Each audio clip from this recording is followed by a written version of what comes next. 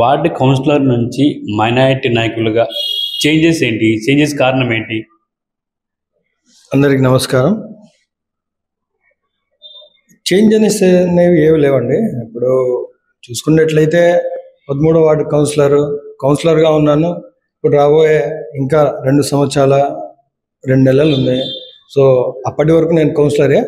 Minority నాయకులు అంటే of course నేను మైనారిటీ బ్యాక్గ్రౌండ్ చెందినవాడిని కాబట్టి ఆ మైనారిటీ అనే ట్యాగ్ ఉంటుంది. At the same time especially ఈ మైనారిటీ కమ్యూనిటీలో లీడర్షిప్ గ్యాప్ అనేది స్పష్టంగా ఉంది. సో ఆ లీడర్షిప్ గ్యాప్ ఫుల్ఫిల్ చేసి నా కమ్యూనిటీకి నేను మేలు చేయాలని చెప్పి నేను దృఢమైన సంకల్పంతో ముందుకెళ్తున్నాను. అయితే మొన్నటి వరకు మీరు పొద్దుటూరు ఎమ్మెల్యే రాచమల్లు గారికి ముఖ్య అనుచరుడిగా ఉన్నారు. సడన్గా ఒక రీసార్ట్ రాజకీయంతో మీరు పొద్దుటూరు రాజకీయాల్లో తెరపైకి వచ్చారు. ఎందుకు రాచమల్లు గారికి మీరు దూరం కావాల్సి వచ్చింది? ఒకటి ప్రధానంగా గౌరవం లేకపోవడం, రెండవది పనులు జరగకపోవడం.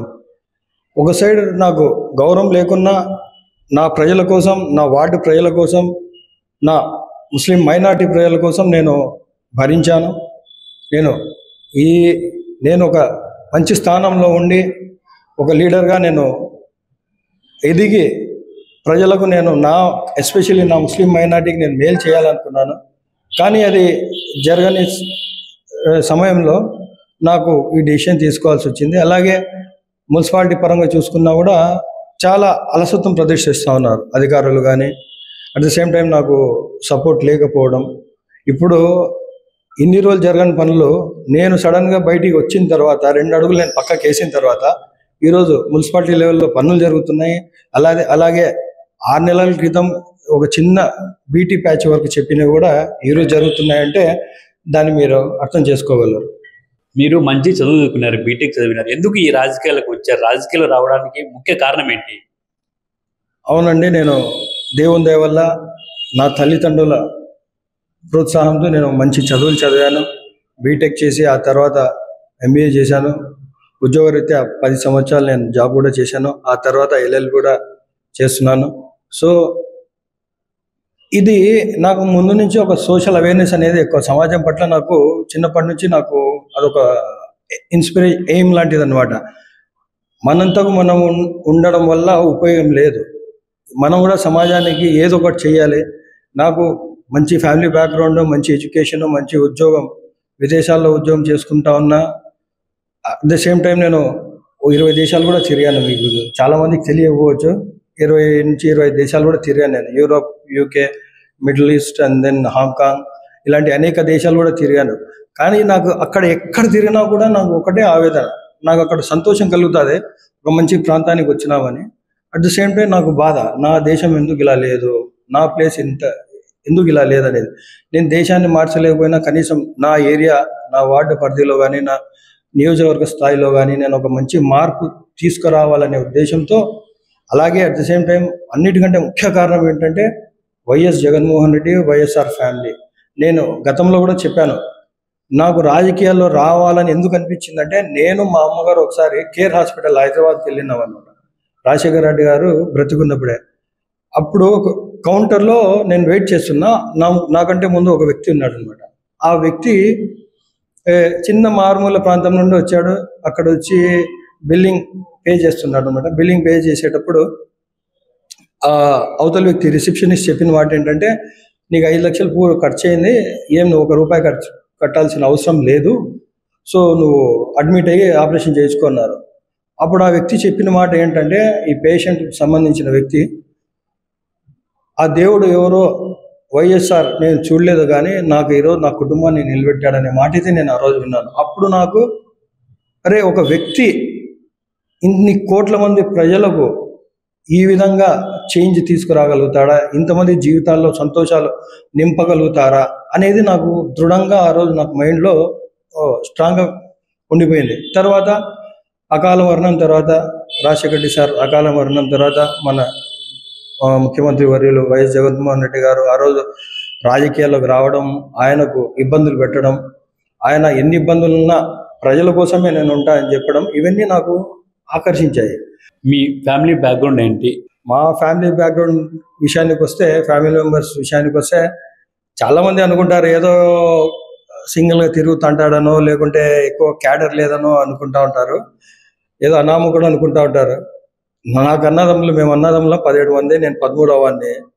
సో వాళ్ళ అవసరం రాలేదనుకుంటా నేను ఇప్పటి వరకు. ఎందుకంటే ఈ వార్డు స్థాయిలో, ఒక కౌన్సిలర్ స్థాయిలో వాళ్ళ అవసరం నాకు అంతగా పడలేదు. సో వాళ్ళకు మనం రాజకీయాల్లో అస్త్రాలు ఉండడం గొప్పతనం కాదు, ఆ ఏ అస్త్రాన్ని ఎప్పుడు వాడాలనేదే కీలకం.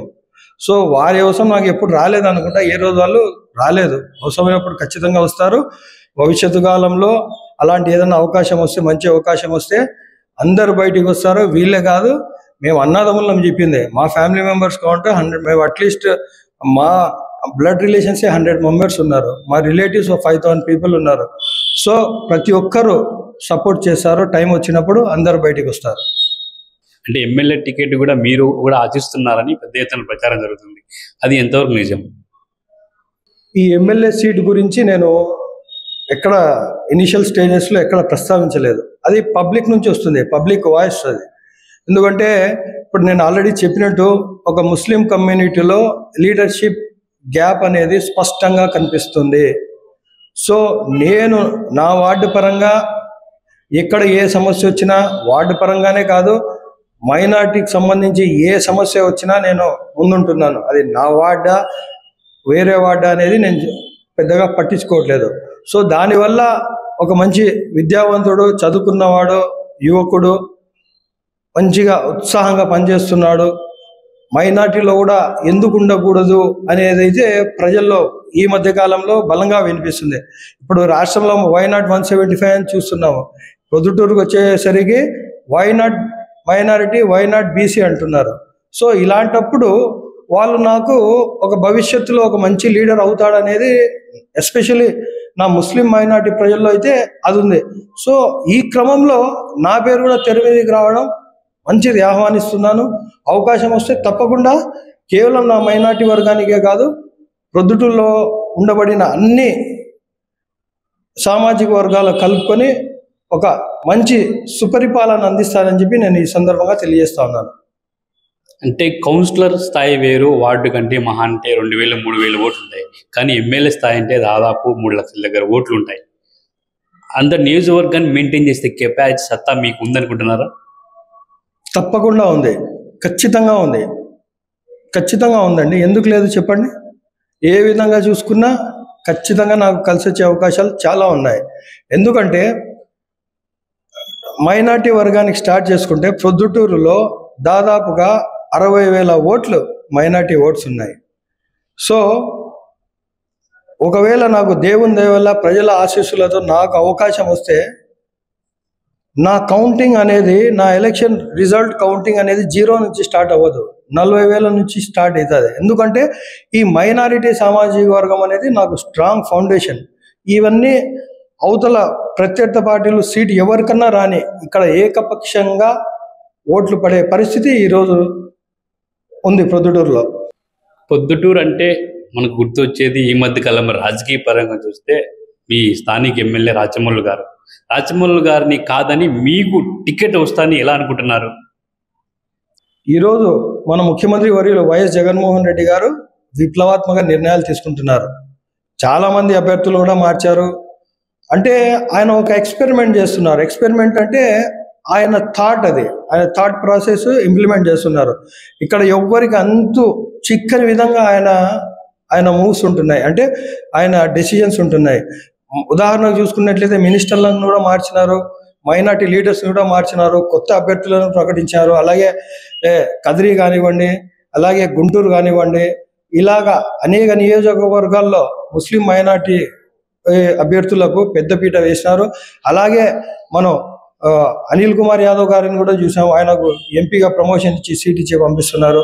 ఇలాగ అనేక షఫ్లింగ్స్ చేస్తున్నారు.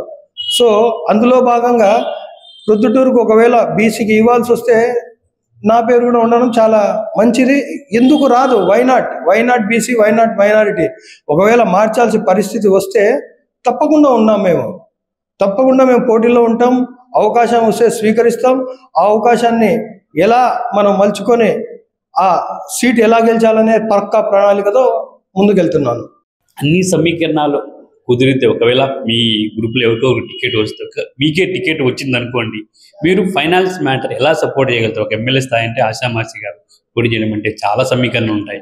కానీ ఫైనాన్స్ విధంగా ఎటువంటి మీకు అనుకూల పరిస్థితులు ఉన్నాయి? ఫైనాన్స్ బ్యాక్గ్రౌండ్ ఏంటి మీది? మా ఫ్యామిలీ బ్యాక్గ్రౌండ్కి వచ్చేసరికి ఒక ఎగ్జాంపుల్ చెప్తాను. జరిగిన సంఘటన ఇది.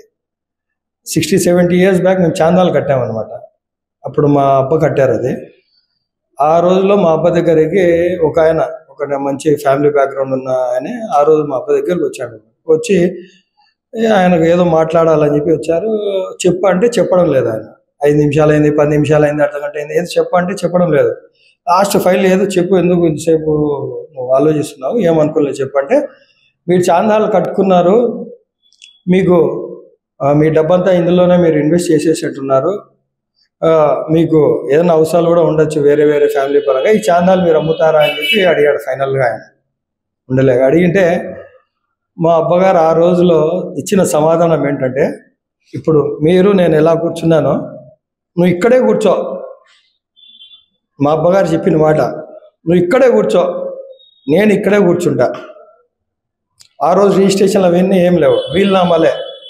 నువ్వు ఇక్కడే కూర్చో, నేను ఇక్కడే కూర్చుంటా. నీ ఆస్తులన్నీ తెప్పించు, వీలునామా రాసుకుంటా పో. ఒక సైడ్ వీలునామా రాస్తా ఉండు, ఒక సైడ్ నీకు క్యాష్ ఇస్తా ఉంటా. నేను ఇక్కడ నుంచి లేయను. నీ ఆస్తులు ఎన్ని ఉన్నాయో నేను పట్టుకురా,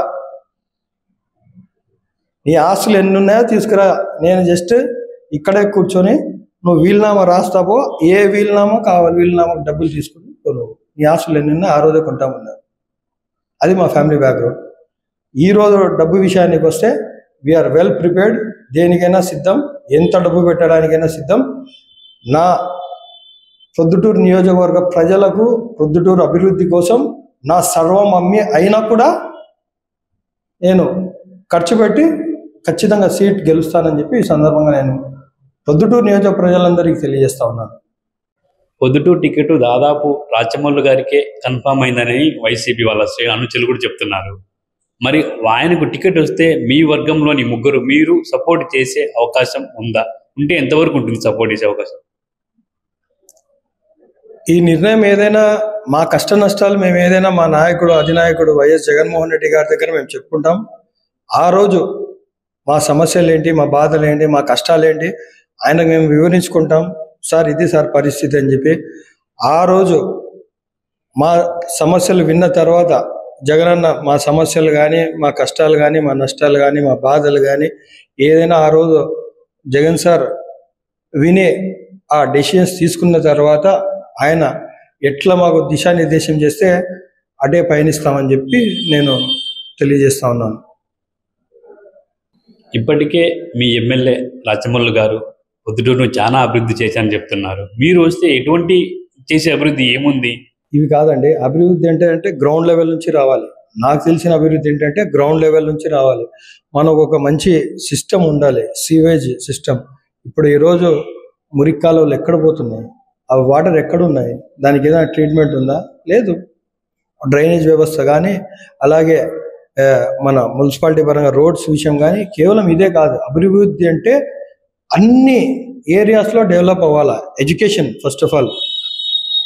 జగన్మోహన్ రెడ్డి గారు ఈరోజు ఒక విప్లవాత్మక మార్పు తీసుకొచ్చారు ఎడ్యుకేషన్లో. నాడు నేడు ద్వారా ఎడ్యుకేషన్ అందిస్తున్నారు. అలాగే నా పొద్దుటూరుకు ఎస్పెషల్లీ నా ఒక డ్రీమ్ ఏంటంటే 100 ఎకరాల్లో మొత్తం ఒక ఎడ్యుకేషన్ క్యాంపస్. అందులో పిల్లాడు ఎల్కేజీకి వెళ్తే ఎల్కేజీలో ఆ క్యాంపస్లో జాయిన్ అయితే అతను ఒక డాక్టర్ లాగానో, ఇంజనీర్ లాగానో, ఒక లాయర్ లాగానో అతను బయటికి రావాలి. అది నా డ్రీమ్. అందులో ఆ క్యాంపస్లో ఎల్కేజీ నుంచి first class, school, high school, intermediate, degree, engineering colleges, medical colleges, ఇలాగా అన్ని సబ్జెక్ట్స్ కానీ, అన్ని కోర్సులు కానీ ఒకే క్యాంపస్లో ఉండే విధంగా ఉండాలని చెప్పేసి నా ఆకాంక్ష. అది education. When it comes to education అది. మెడికల్ పరంగా వస్తే, మెడికల్ పరంగా మనకు సూపర్ స్పెషాలిటీ హాస్పిటల్స్ లేవు. అంటే సూపర్ స్పెషాలిటీ హాస్పిటల్స్ ఎందుకు అంటే, ఇప్పుడు ఎవరికైనా ఒక హార్ట్ స్ట్రోక్ వచ్చినా, ఏదన్నా మేజర్ యాక్సిడెంట్ అయినా కూడా ఈరోజు కర్నూలు వైపు చూడాల్సిన పరిస్థితి. తిరుపతి వైపు చూడాల్సిన పరిస్థితి, హైదరాబాద్ వెళ్ళాల్సిన పరిస్థితి. ఎందుకు ఆ ట్రీట్మెంట్ ఎందుకు ప్రొద్దుటూరులో జరగకూడదు? అలాంటి హాస్పిటల్ ప్రొద్దుటూరుకి ఎందుకు రాకూడదు?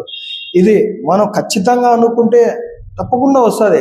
ఎన్నో group of chains of hospitals మన దేశంలో ఉన్నాయి. అది మెడికవర్ కానీ, ఇలాగ కేర్ కానీ, ఇలాగ ఎన్నో ఉన్నాయి.